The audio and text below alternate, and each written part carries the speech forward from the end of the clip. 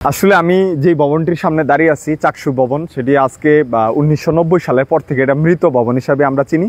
এখানে খাবার দাবার খাওয়া ছাড়া আর বিভিন্ন সামাজিক সংস্থার নাচ গান হওয়া ছাড়া আসলে আর কিছুই হয় না।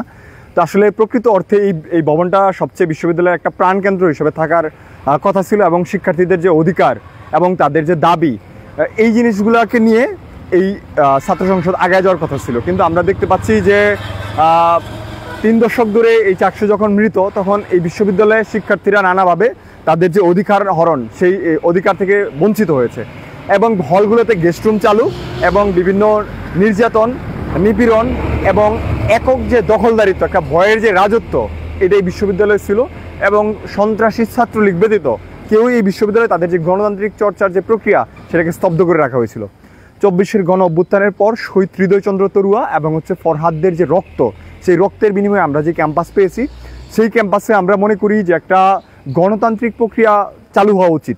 এবং শিক্ষার্থীদের যে নির্বাচিত প্রতিনিধি, তাদের মাধ্যমে তাদের যে দাবি দেওয়া, তাদের কথা, গণতান্ত্রিক নেতৃত্বের বিকাশ, ক্যাম্পাসে সাংস্কৃতিক ক্রিয়ার অন্যান্য যে চর্চা, সেগুলো যেন সুষ্ঠুভাবে চলে এবং শিক্ষার্থীদের প্রকৃত প্রতিনিধিরা যেন এই জায়গাগুলোতে কাজ করতে পারে, সেই জন্য আমরা চাকসুটা চাচ্ছি।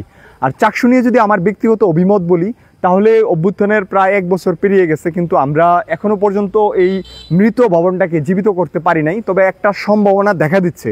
কিন্তু আমাদের বিশ্ববিদ্যালয় প্রশাসন যেই মন্থর গতিতে কাজ করছেন, এবং দেখা যাচ্ছে যে বিভিন্ন সময়ে তাদের যে কার্যক্রম, সেটা আমাদের জন্য একটা হতাশা ব্যঞ্জক হয়েছে। তারা 2 মাস পর পর ডাকছে শিক্ষার্থীদেরকে এবং তাদের কথা নোটিস করছে, কিন্তু আমরা দেখতে পাচ্ছি যে তারা যে গঠনতন্ত্র সংশোধিতভাবে দিয়েছে, সেটাতে শিক্ষার্থীদের যে ভাবনা, সেটা পুরোপুরিভাবে প্রতিফলিত হয়নি। সেখানে ইলেকশন কমিশন কিভাবে গঠিত হবে, সেটার কোনো স্পষ্ট নির্দেশনা নাই।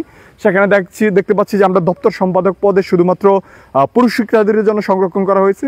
নারীরা এখন প্লেন চালায়, বিভিন্ন দেশে বিদেশে কাজ করে। চাকসুর দপ্তর সামলানোটা আহামরি কোনো কাজ না যে তারা এই জায়গায় শুধুমাত্র পুরুষদেরকে রাখছে। এবং আরেকটা বিষয় দেখা গেছে, তারা শুধু বলছে যে স্নাতক এবং স্নাতকোত্তরের শিক্ষার্থীরা থাকতে পারবে, এবং সকল অংশীজনের সম্মতিতে এই সিদ্ধান্ত গ্রহণ হয়েছে। কিন্তু আমরা দেখলাম যে এই জায়গায় এমফিল এবং পিএইচডি শিক্ষার্থীদের নিয়ে আসা হয়েছে। কিন্তু আমাদের চোখের সামনে রাকসু, জাকসু তারা দৃষ্টান্ত স্থাপন করছে স্নাতক এবং স্নাতকোত্তর দিয়ে। এখানে আবার একটা বয়সের বাধাও দিয়ে দেওয়া হয়েছে। তবে আমরা মনে করি যে তারা এইটা দিয়ে শুনেছি যে তারা বিশ্ববিদ্যালয়ের অধ্যাদেশের কথা বলতেছে। বিশ্ববিদ্যালয়ের অধ্যাদেশ তারা বিভিন্ন ক্ষেত্রে অমান্য করছে, কিন্তু শিক্ষার্থীদের অধিকার বা যেই সব জায়গায় হরণ করা যায়, সেই সব জায়গায় আবার অধ্যাদেশের কথা বলছে। তো এই জায়গাগুলোতে আসলে অনেক বেশি আমরা পিছিয়ে আছি। তো সব ক্যাম্পাসে একটা নির্বাচনী আমেজ চললেও আমাদের ক্যাম্পাসে এখনো সেটা আসেনি। তো প্রশাসনের যে গতি, সেটা আসলে হতাশাব্যঞ্জক। আমরা মনে করি যে অবাধ, সুষ্ঠু, গ্রহণযোগ্য এবং সকলের জন্য একটা উদার পরিবেশ তৈরি করে যেন চাকসু হয়, চাকসু শুধু হওয়ার জন্য হওয়া না, সেটা যেন প্রকৃত অর্থে শিক্ষার্থীদের প্রতিনিধিত্ব করে। এবং মুক্তিযুদ্ধ, গণতান্ত্রিক বিকাশ এবং বাংলাদেশকে স্বীকারকারী ছাত্ররা যারা আছে, তারাই এই জায়গায় আসবে বলে আমার একটা দৃঢ় বিশ্বাস। তো আমি সেই প্রত্যাশাটাই রাখি।